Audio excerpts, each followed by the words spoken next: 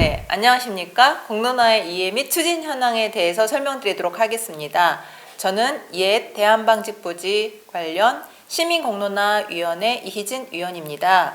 공론화에 대한 개념을 설명드리도록 하겠습니다. 공론화란 특정한 공공정책을 수립하거나 공공정책이 초래할 사회적 갈등에 대한 해결책을 모색하는 과정에서 이해관계자, 전문가, 일반 시민 등 다양한 의견을 민주적으로 수렴하는 과정입니다.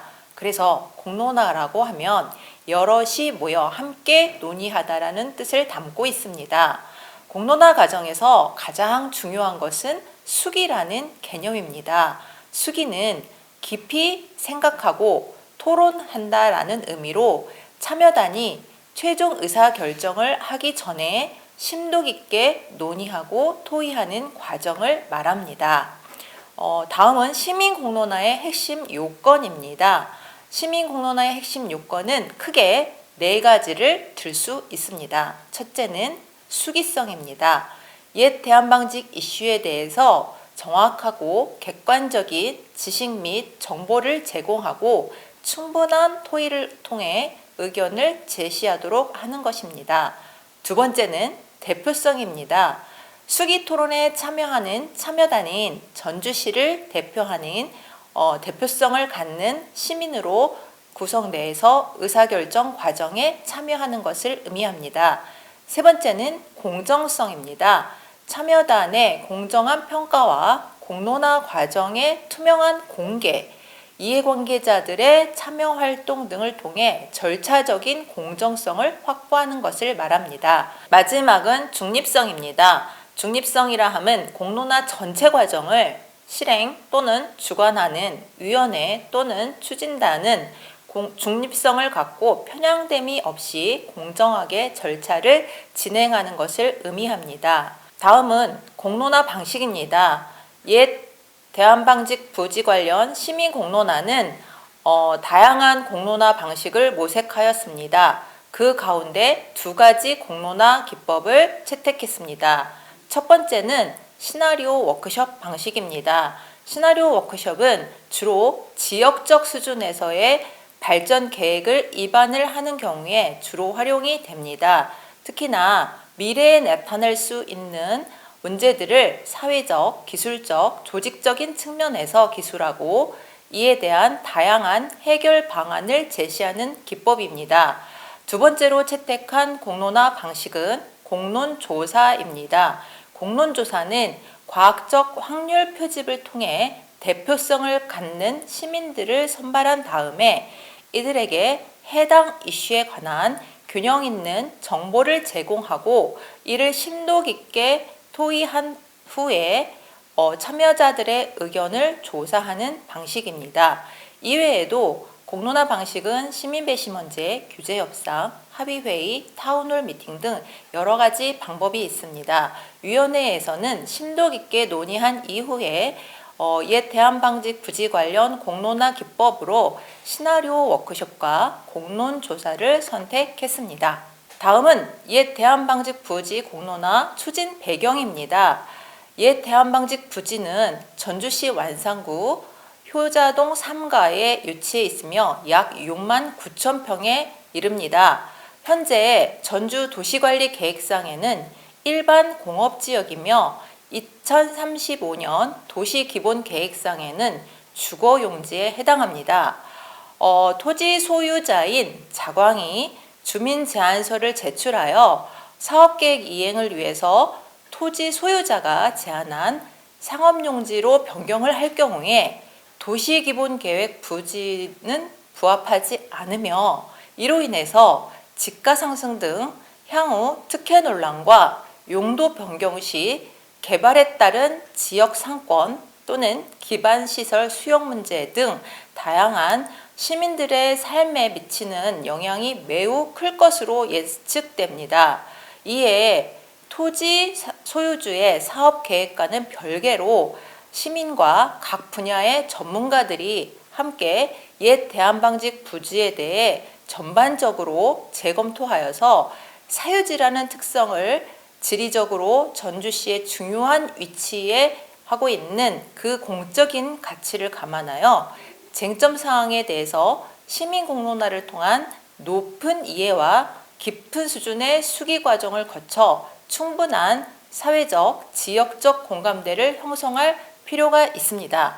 이에 공론화위원회에서는 대한방직 부지에 대해서 공론화를 추진하기로 했습니다. 최종 공론화 결과는 결과를 토대로 권고안을 작성을 하여 전주시의 공론화위원회는 권고할 예정입니다. 다음은 공론화 추진 경과에 대해서 설명드리도록 하겠습니다. 2020년 2월 18일 사전공론화위원회가 구성되었습니다. 위원은 총 6명으로 구성이 되었습니다. 이에 따라서 사전공론화위원회에서는 공론화 방식에 대해서 논의를 했고 공론화 의제 방향을 설정하였습니다. 이 결과를 바탕으로 2020년 4월 21일 시민공론화위원회 위원 구성에 대해서 논의해서 공론화위원회 선정 분야와 방식을 확정하였습니다. 아울러 공론화위원회 운영 규정을 마련하였습니다. 2020년 5월 28일 시민공론화위원회가 위촉되었습니다. 총 11명으로 구성되었고 7개 분야에서 위원을 추천받아 구성하였습니다.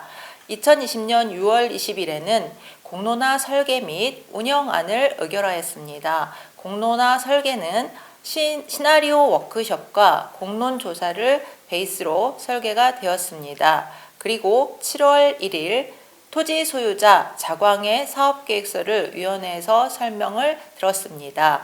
그리고 8월 19일에는 시나리오 워크숍 세부 설계 및 의제를 검토하였습니다. 8월 31일 공론화 용역 수행기관이 선정되었으며 10월 12일에 시나리오 워크숍 세부 프로그램과 의제가 확정되었습니다. 시나리오 워크숍 의제는 3가지가 확정이 되었습니다. 10월 17일부터 11월 7일까지 총 3회에 걸쳐 시나리오 워크숍을 진행을 했고 그 결과 총 3개의 시나리오가 선정되었습니다. 11월 1일부터 11월 30일까지 전주 시민을 대상으로 무작위로 1차 조사를 실시하였습니다. 총 1,500명을 조사하였고 이 중 참여 의향자 120명을 시민참여단으로 선정하였습니다. 1월 18일에서 1월 22일에는 이러닝 동영상을 수기할 예정이며 자료집 등을 배포하여 수기를 진행할 것입니다. 아울러 1월 23일에는 시민참여단 120명이 참여하는 시민수기 토론회를 진행하여 2, 3차 조사를 실시하고 공론화위원회는 2월 중에 최종 권고안을 제출할 예정입니다. 다음은 이번 공론화의 전체 흐름도를 말씀드리도록 하겠습니다. 사전준비위원회에서 공론화 의제 방향을 5가지를 설정하였습니다. 이후 구성된 시민공론화위원회는 시나리오 워크숍과 공론조사를 추진을 할 계획이고 시나리오 워크숍은 워크숍 의제를 바탕으로 워크숍을 3일간 추진하여 3개의 최종 시나리오를 도출하였습니다.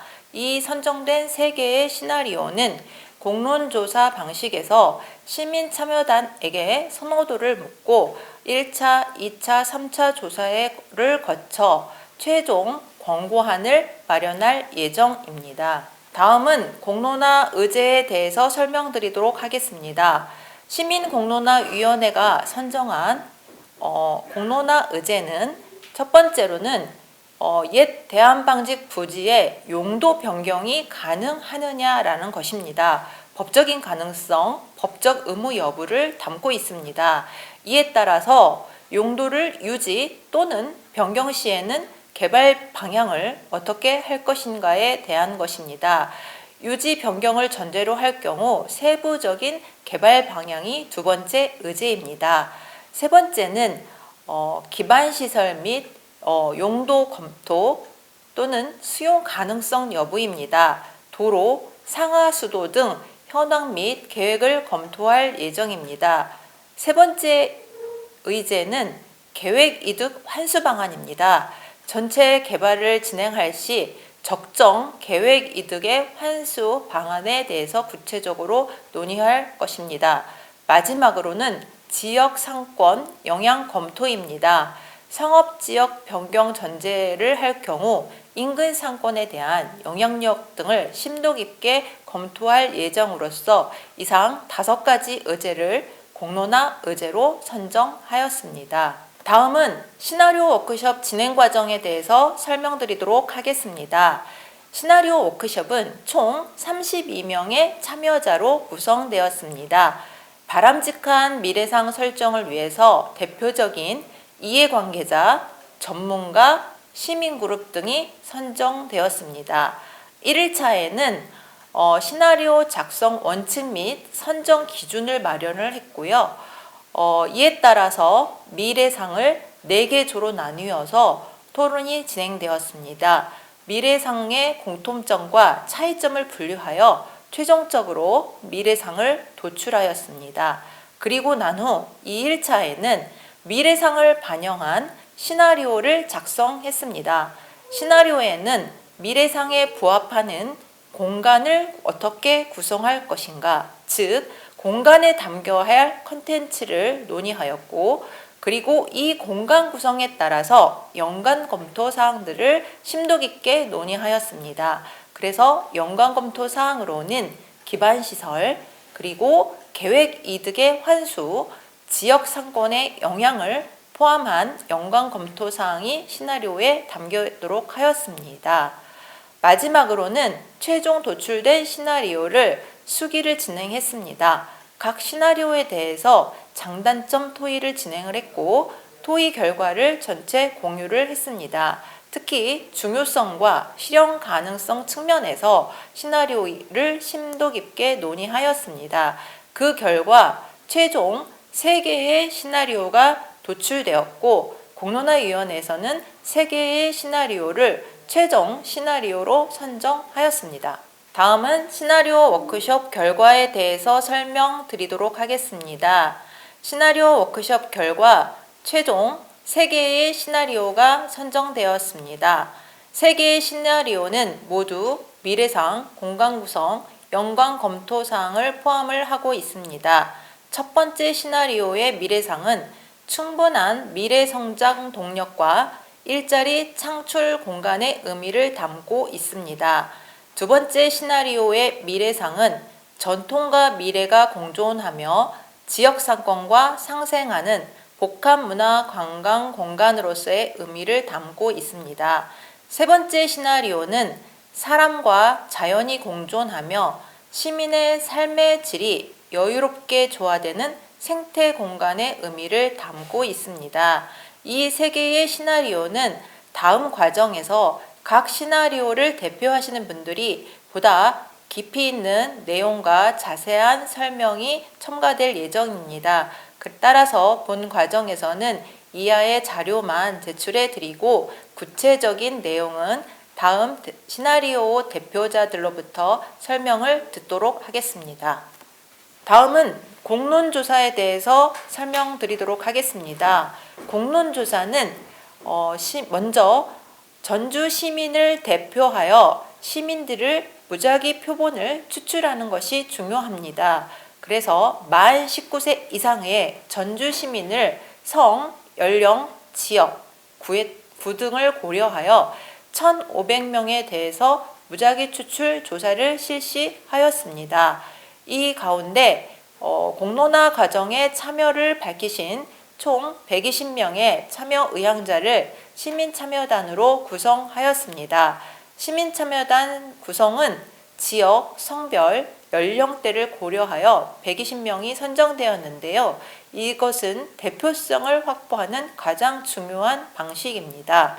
그래서 공론조사는 첫 번째 1차 조사를 실시함과 더불어 두 번째는 시민참여단을 선정을 하고 세 번째는 이 시민참여단들로 하여금 일러닝, 자료집 등을 수기토록 할 예정입니다. 특히 시민참여단에 선정되신 분들은 아마도 지금 이 과정을 듣고 계신 분들은 시민참여단으로 선정되었을 것입니다. 그래서 사전적으로 자료집, 이러닝 등을 제공을 하고 충분한 사전 수기에 참여하도록 할 예정입니다.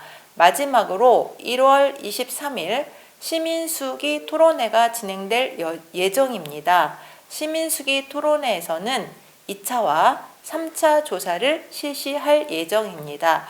최종 조사된 내용 중에서 3차 조사를 바탕으로 공론화위원회는 시민의 의견의 변화를 분석을 한 후 최종 권고안에 시민의 의견을 반영하여 권고안을 제출할 예정입니다. 이번 공론조사에서 실시되는 시민수기 토론회 주요 내용에 대해서 설명드리도록 하겠습니다. 시민수기 토론회는 1월 23일 토요일입니다. 9시부터 18시 30분까지 진행될 예정입니다. 크게 4가지 세션으로 구성이 되는데요. 첫 번째 세션에서는 전체 의제 수기와 전문가와의 질의응답 시간이 있을 예정입니다. 물론 이 과정에서 사전적으로 분임 토의를 진행을 할 예정입니다. 두 번째 세션은 시나리오 수기를 진행을 하고 그리고 질의응답을 마찬가지로 진행할 예정입니다.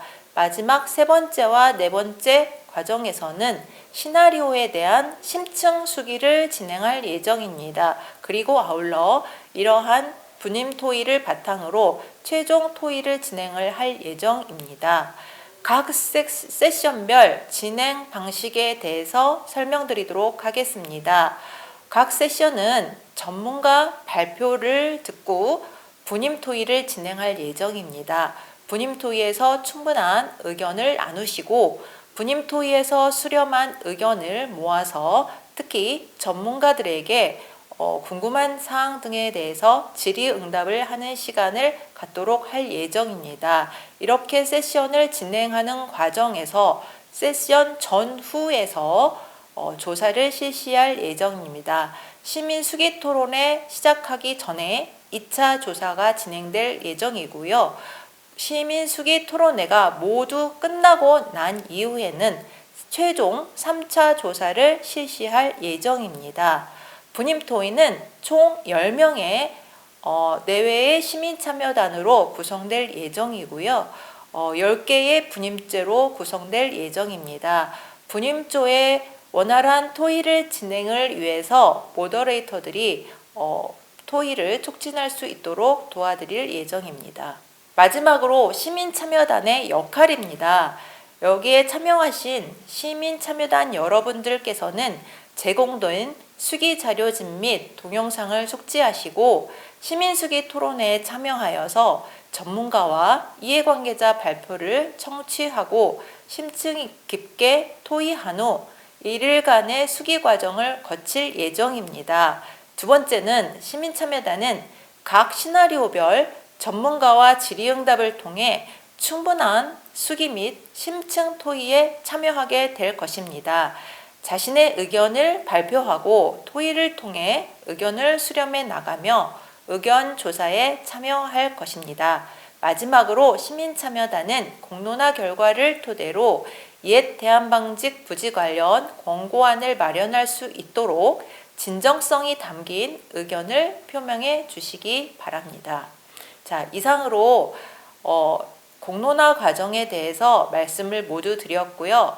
시민참여단 여러분께서는 전주시의 옛 대한방직 부지 관련 공론화를 위해서 자원을 해주신 참여자분들이십니다. 전주 시민을 대표해서 진정성을 가지고 시민의 의견을 충분히 공유해 주시고 자신의 의견을 진솔하게 표명해 주시면 전주시의 발전을 위해서 사회적인 공감대와 합의를 만들어가는데 크게 도움이 될 것이라고 믿습니다. 그럼 이상으로 공론화의 이해와 그간의 추진 현황에 대해서 모두 설명을 마치도록 하겠습니다. 감사합니다.